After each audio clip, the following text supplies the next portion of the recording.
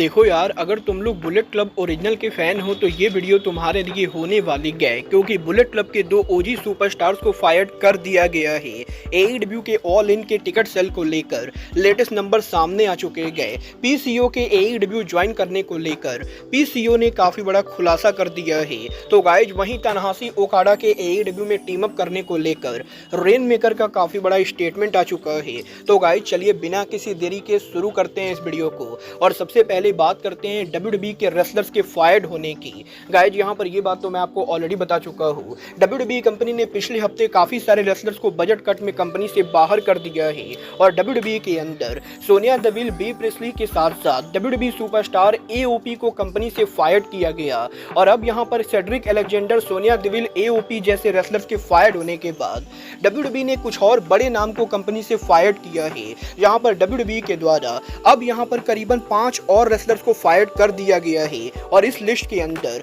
WWE SmackDown superstar Vinci का नाम है। तो वहीं डब्ल्यूडब्ल्यूई के फीमेल डिवीजन की तरफ से मेन रोस्टर और एनएक्सटी के अंदर इस्ला डाउन और हेक्टर रोपेज जैसे रेसलर्स को फायर कर दिया गया है। और यहां पर इन 3 रेसलर्स के फायर होने के बाद डब्ल्यूडब्ल्यूई के टैग डिवीजन की तरफ से one of the all time most popular tag team the good brothers को भी डब्ल्यूडब्ल्यूई से फायर कर दिया गया है। और गाइज गुड ब्रदर्स का डब्ल्यूडब्ल्यूई से फायर होना ये यहाँ पर काफी बड़ी शॉकिंग न्यूज है, क्योंकि गाइज यहाँ पर गुड ब्रदर्स का डब्ल्यूडब्ल्यूई से फायर होना बिल्कुल भी एक्सपेक्टेड नहीं था। और कुछ ही टाइम पहले एंडरसन गैलोज ने पॉडकास्ट के ऊपर ये कहा था कि वो यहाँ पर अब उनका करियर डब्ल्यूडब्ल्यूई के अंदर ओवर करना चाहते गए, और वो दोनों डब्ल्यूडब्ल्यूई के अंदर ही रिटायर होकर हॉल ऑफ फेम बनना चाहते गए। बट अब यहाँ पर डब्ल्यूडब्ल्यूई का एंडरसन गैलोज को फायर करना डेफिनेटली यहाँ पर एंडरसन गैलोज के प्लान्स में चेंज लाने वाला है। और अब ये देखना दिलचस्प होगा कि इन दोनों के फायर होने के 90 डे नॉन कम्पीट क्लॉज के ओवर होने के बाद अब ये दोनों यहाँ पर किस कंपनी के ऊपर जाते गए। वेल मुझे यहाँ पर इसके 99% चांसेस लगते गए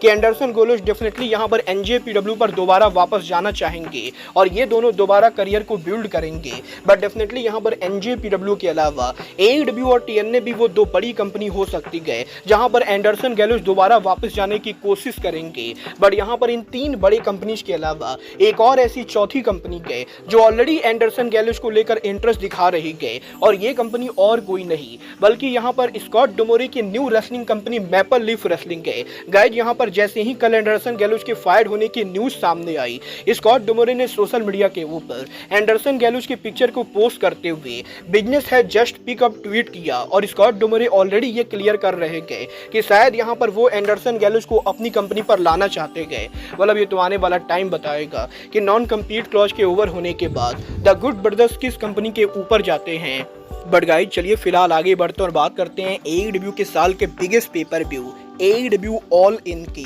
वेल गाइज ये बात तो हम सभी लोगों को मालूम है, एईडब्ल्यू कंपनी करंटली यहाँ पर ऑल इन को लेकर टिकट सेल कर रही है। और एईडब्ल्यू के इस साल के ऑल इन पेपर व्यू को लेकर एईडब्ल्यू की ओवरऑल कैपेसिटी करीबन 18,140 है, जहाँ पर 18,140 टिकट में से एईडब्ल्यू कंपनी ने मात्र यहाँ पर 11,400 टिकट सोल्ड आउट किए हैं। और अब भी यहाँ पर ऑल इन के ऊपर एईडब्ल्यू कंपनी को करीबन 6,700 से ज़्यादा टिकट सोल्ड आउट करना बाकी है, जो कि मेरे हिसाब से शायद यहाँ पर आने वाले 6 महीनों में सोल्ड आउट तो हो जाएगा। बट जिस तरीके से करंटली यहाँ पर ऑल इन की टिकट सेल जा रही है वो यहाँ पर काफ़ी ज़्यादा डिसपॉइंटिंग है, क्योंकि आप ये सुनकर शॉक होने वाले हो कि पिछले 7 दिन में एईडब्ल्यू कंपनी ने ऑल इन के लिए मात्र यहाँ पर 88 टिकट बेचे गए, और एईडब्ल्यू कंपनी 1 वीक के अंदर 100 टिकट भी नहीं बेच रही गए, जो यहाँ पर ऑल इन पेपर व्यू के लिए बिल्कुल भी अच्छी बात नहीं गए। वेल देखना दिलचस्प होगा कि एईडब्ल्यू ऑल इन की फाइनल अटेंडेंस और टिकट सेल कितनी होती है।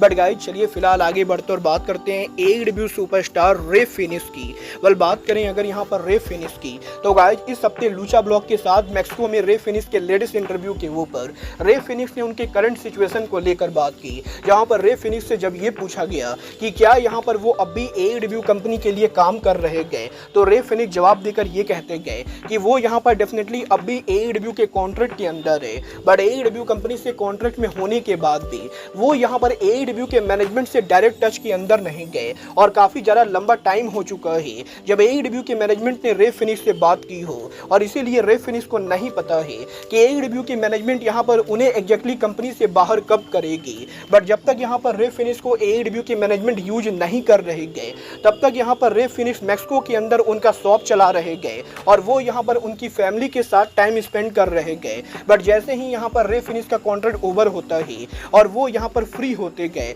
तो वो दोबारा रेसलिंग बिजनेस के अंदर कमबैक करेंगे। और रे फिनिश ने AEW के मैनेजमेंट को मॉक करते हुए ये भी बोला है कि वैसे तो रे फिनिश यहाँ पर अब भी वीकली बेसिस के ऊपर काम करना चाहते गए और वो करंटली जिस कंपनी के अंदर है, अगर यहाँ पर वो कंपनी चाहे तो रे फिनिश अब भी यहाँ पर वीकली बेसिस के ऊपर काम कर सकते गए। बट जब यहाँ पर कंपनी ही रे फिनिश को नहीं रखना चाहती गए तो रे फिनिश यहाँ पर इसके अंदर कुछ भी नहीं कर सकते गए और वो यहाँ पर सिर्फ अब वेट कर रहे गए जब उनका कॉन्ट्रैक्ट यहाँ पर ओवर होगा और वो फाइनली यहाँ पर फ्री हो जाएंगे। वेल, देखना दिलचस्प होगा कि रे फिनिश AEW से फ्री कब तक होते गए। बट गाइज जहाँ तक बात रही AEW की, तो गाइज यहीं अब AEW के अंदर PCO की पॉसिबल डेब्यू को लेकर PCO ने काफ़ी बड़ा खुलासा कर दिया है। गाइज यहाँ पर ये बात तो मैं आपको ऑलरेडी बता चुका हूँ, TNA सुपरस्टार PCO का TNA कॉन्ट्रैक्ट ओवर हो चुका है और PCO करंटली पूरी तरह से फ्री एजेंट है। और यहीं इस हफ्ते PCO के लेटेस्ट इंटरव्यू के अंदर जब उनसे पूछा गया कि क्या वो AEW को ज्वाइन करना चाहेंगे,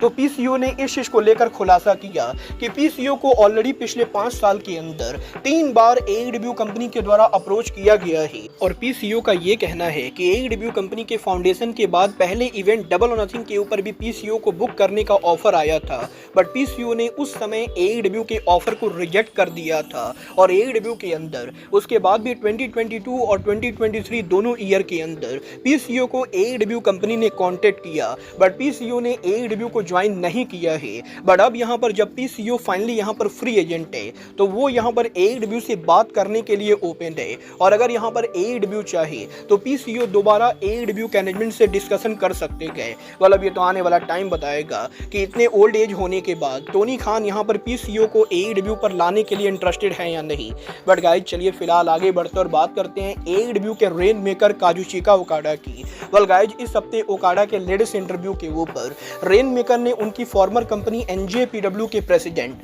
हिरोशी तनहाशी को लेकर बात की, जहां पर ओकाडा से जब ये पूछा गया कि 2025 के ऊपर हिरोशी तनहाशी के रिटायरमेंट से पहले क्या यहां पर फैंस को ओकाडा और तनहाशी रिंग में लास्ट टाइम देखने को मिल सकते गए, और क्या यहां पर ओकाडा तनहाशी के रिटायरमेंट से पहले वन लास्ट टाइम तनहाशी को फेस कर सकते गए, तो गाइज यहां पर ओकाडा जवाब देकर ये कहते गए कि वो यहां पर हिरोशी तनहाशी की काफ़ी ज़्यादा रिस्पेक्ट करते गए और तनहाशी ने जापानीज रेसलिंग के लिए जो भी किया है वो यहाँ पर उन चीज़ों को नहीं भूलेंगे। बट जहाँ तक बात रही तनहाशी और ओकाडा के रीयूनियन की, तो ओकाडा का ये कहना है कि उन्हें यहाँ पर नहीं लगता है कि ओकाडा NJPW के रिंग में जाकर तनहाशी के साथ रीयूनियन कर पाएंगे। बट अगर यहाँ पर हिरोशी तनहाशी चाहे तो वो AEW में आकर ओकाडा के साथ रीयूनियन कर सकते गए, और क्योंकि रेन मेकर AEW कंपनी को रिप्रेजेंट करते गए तो इसीलिए ओकाडा AEW के अंदर या तो हिरोशी तनहाशी को 1-on-1 मैच में फेस करना चाहेंगे या फिर हिरोशी तनहाशी के साथ टैग टीम करना चाहेंगे। और बेसिकली ओकाडा ने ये क्लियर कर दिया है